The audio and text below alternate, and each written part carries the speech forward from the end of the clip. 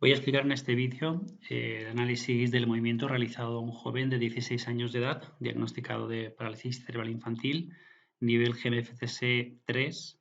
y es el análisis del movimiento en el que se combina la valoración clínica junto con el análisis de la marcha instrumental. Como se puede ver en esta captura 3D en tiempo real, pues se trata de un joven con un patrón de marcha caracterizado especialmente por un patrón flexor a nivel de la cadera, a nivel de la rodilla, a nivel de la dorsiflexión de los tobillos, que le lleva a una mayor aducción y a una mayor posición de las rodillas en posición de valgo, lo que condiciona y limita la deambulación de este joven.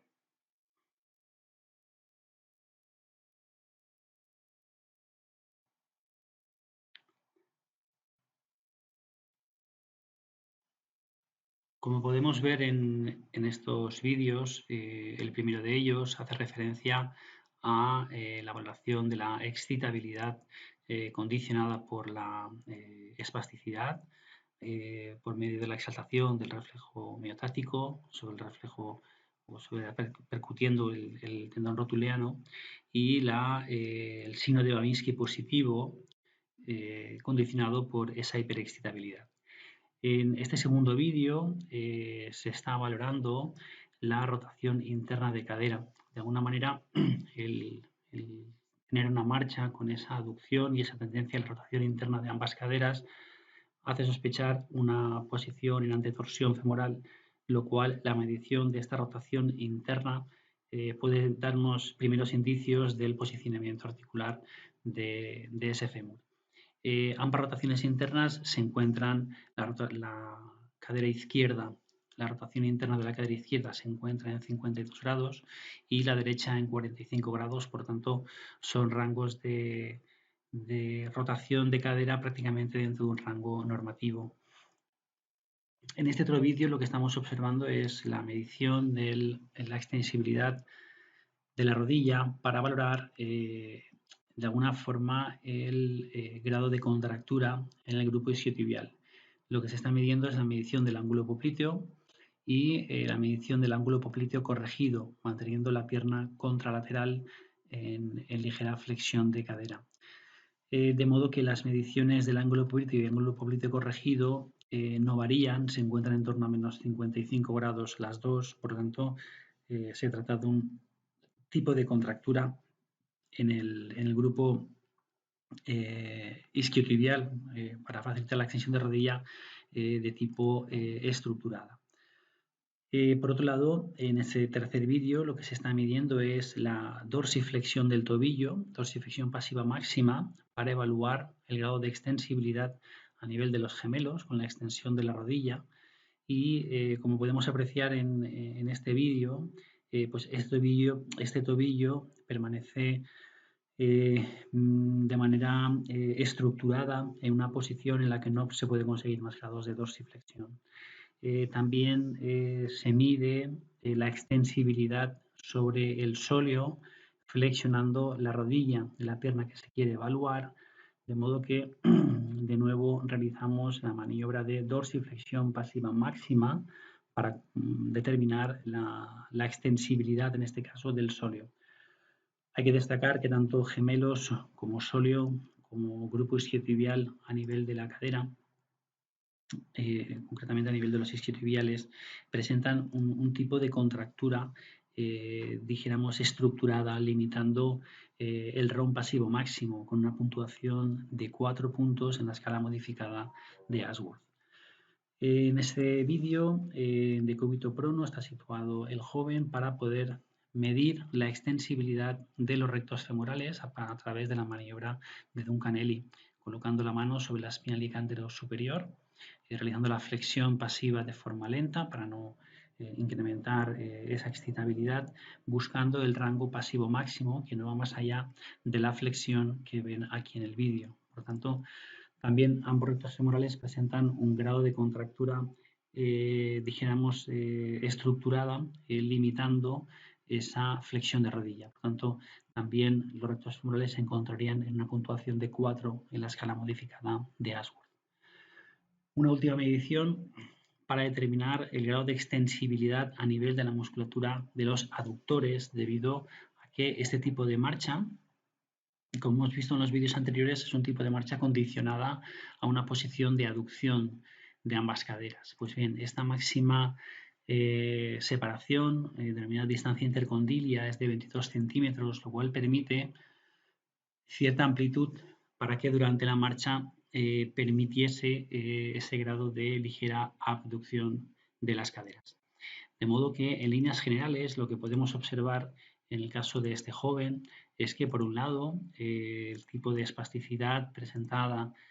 condicionada por la hiperexcitabilidad, va a ser un condicionante para la estabilidad dinámica y la bipedestación, y por otro lado, los grados de contracturas estructuradas en los músculos explorados pues hacen limitar el ron de movimiento tanto de forma pasiva como de forma activa durante la marcha.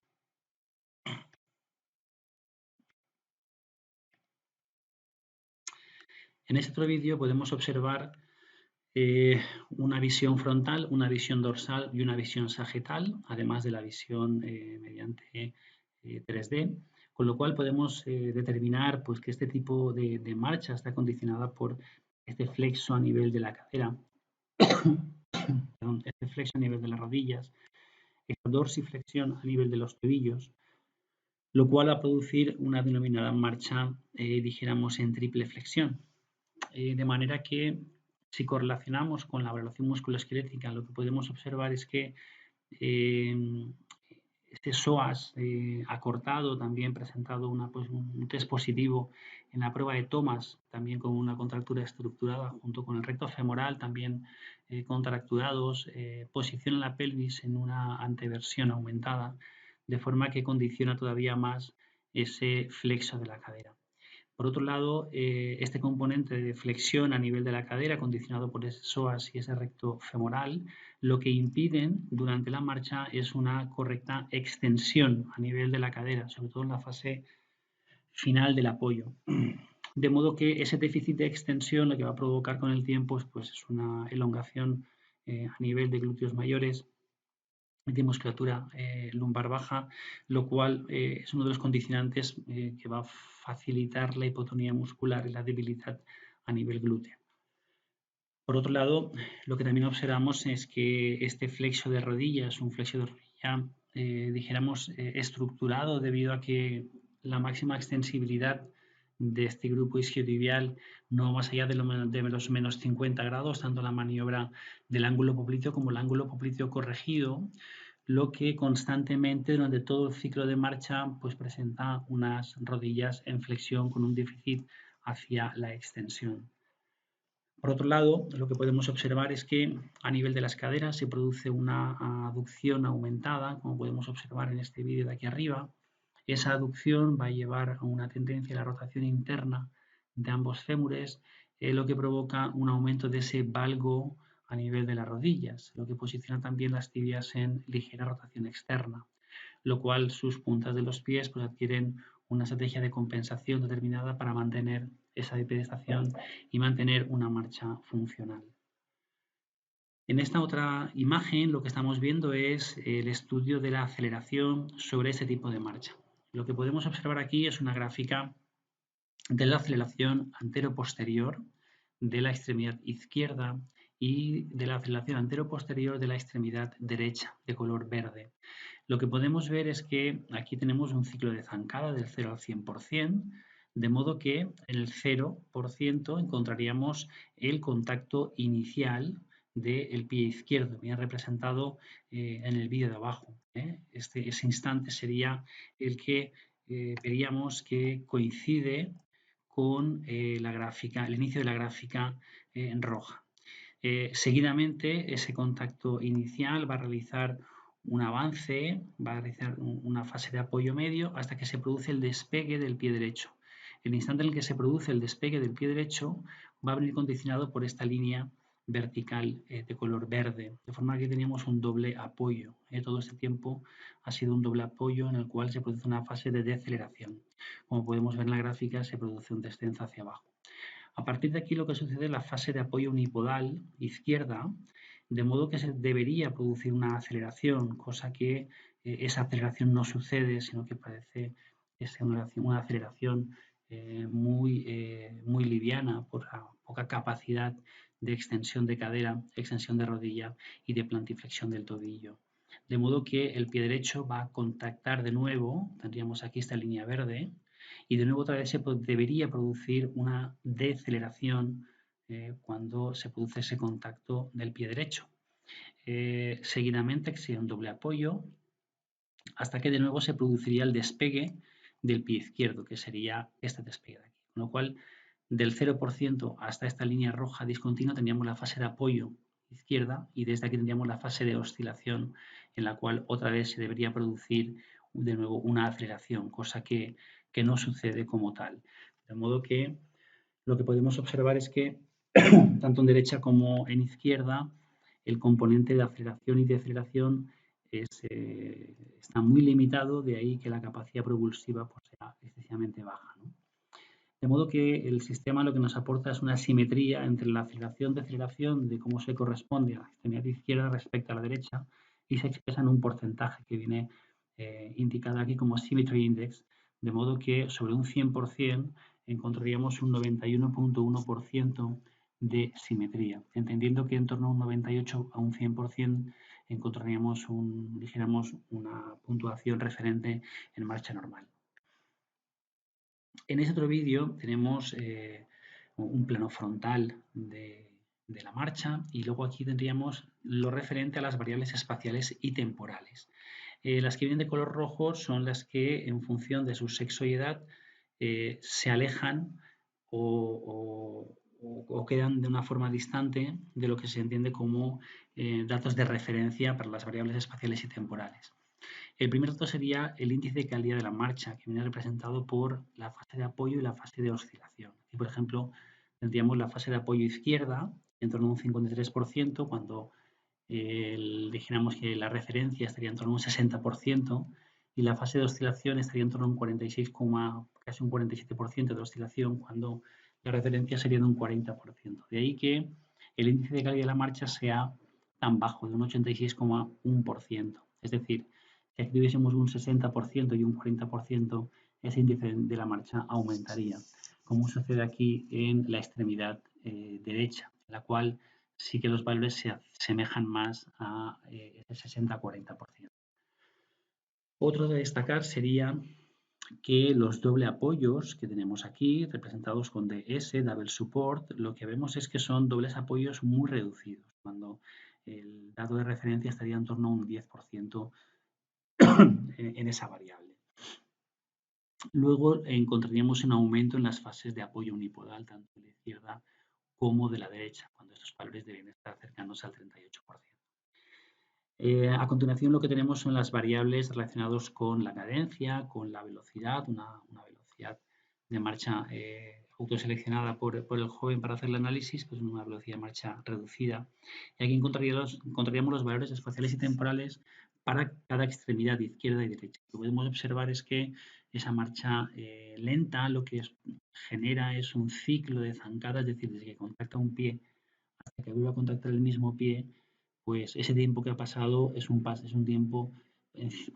superior a los 2 segundos, cuando encontraríamos el valor de referencia en torno a un segundo, 1,10, 1,12. También otra de las características es que la longitud de la zancada también está disminuida por esa limitación en el patrón extensor a nivel de su cadera y capacidad propulsiva a nivel de su tricesural. Y encontraríamos también aquí dijéramos, una diferencia en la simetría del paso, que teóricamente debería ser del 50-50%,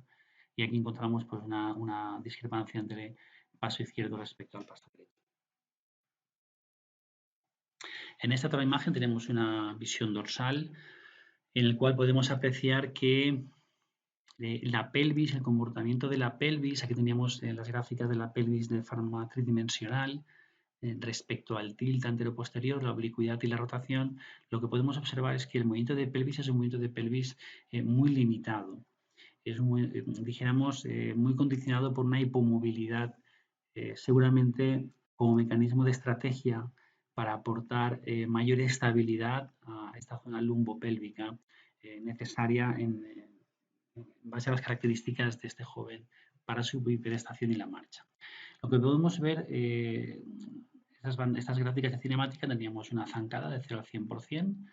del 0 hasta el 55% correspondería a la fase de apoyo con el pie izquierdo, hasta aquí está la fase de apoyo con el pie derecho. De modo que si fuese una marcha simétrica, estas dos líneas se supondrían, una estuviese encima de otra en una única línea, indicando que los dos pies se separan en el mismo instante, al mismo tiempo. De modo que aquí podemos observar que una línea roja y una línea verde, que sería la gráfica relacionada con la cinemática del tilt anteroposterior cuando la zancada se hace con la derecha de color verde o con la izquierda de color rojo. Por lo tanto, teníamos un marcado tilt anteriorizado porque esta sería la banda de referencia. Otro valor importante es el range. Range sería el rango o el valor máximo y mínimo del rango de movimiento del tilt. Estos valores deberían estar cercanos a 5 grados de tilt anteroposterior. Respecto a la oblicuidad, lo que podemos observar directamente es que es una oblicuidad muy limitada en cuanto a la absorción de esa carga, de modo que podemos ver un trazado muy lineal, muy horizontal, y de ahí que ese rango sea muy reducido. Si nos fijamos aquí, el contacto inicial, respuesta a la carga, la hemipelvis debe absorber ese impacto, cosa que esa absorción del impacto pues, no es realizada a nivel de la pelvis, sino que más bien generalmente relacionado con ese exceso de valgo, de rotaciones internas y de aducción a nivel de su cadera. Por último, tendríamos aquí el componente de rotación de la pelvis. También podemos observar que este rango debería estar cercano a los 8 grados si encontramos una hipomovilidad a nivel de la rotación de la pelvis. Vemos aquí un trazado muy horizontal y aquí este rango pues, debería estar en torno también pues, a los 6 grados de rotación de oblicuidad de la pelvis. Aquí en plano sagital vamos a relacionar la información a nivel de la cadera, de la rodilla y del tobillo con la información cinemática. Aquí tendríamos una gráfica de cinemática de la cadera en cuanto a la flexoextensión. Flexión vendría representada por encima del 0, todo lo que esté por debajo del 0 sería la extensión. Respecto a las rodillas, pues lo que estuviese por encima del 0 sería la flexión, aquí teníamos la banda normativa, y lo que estuviese por debajo sería una hiperextensión. Y respecto a los tobillos, lo que estuviese por encima de 0 sería una dorsiflexión y lo que estuviese por debajo del 0 sería una plantiflexión. De modo que el rojo correspondería a la extremidad izquierda, azul a la extremidad derecha, gris, banda normativa. Entonces, lo que podemos observar que en este tipo de marcha observamos cinemáticamente, vemos aquí los trazados de un flexo de cadera durante todo el ciclo de marcha, de modo que no se produce esa extensión de cadera como se debería producir, condicionado principalmente por ese acortamiento en el plano flexor de la cadera. A nivel de rodillas sucede un movimiento muy parecido al de las caderas, mantiene un plano de movimiento con una flexión continua a nivel de las rodillas, de modo que esta flexión continua a nivel de las rodillas pues genera un gran trabajo a nivel muscular para mantener esta posición de soporte, lo cual se traduce en un gran gasto energético por el incremento de la actividad eléctrica muscular.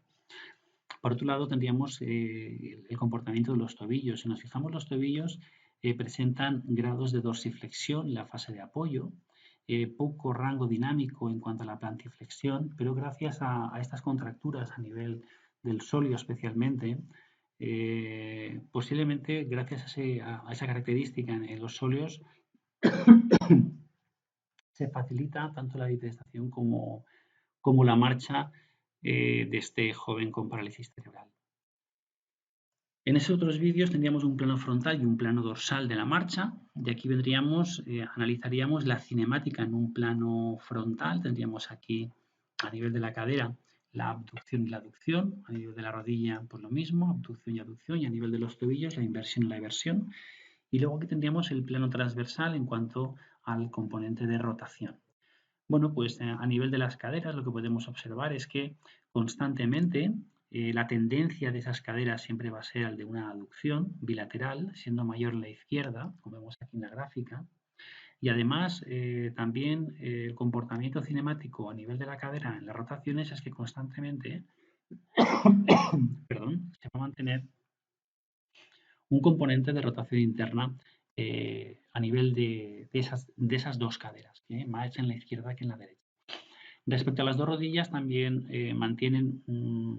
una tendencia, una ligera tendencia al valgo mucho mayor en la izquierda que en la derecha, incrementando así el ángulo de abducción de la rodilla, como vemos aquí en el vídeo. De modo que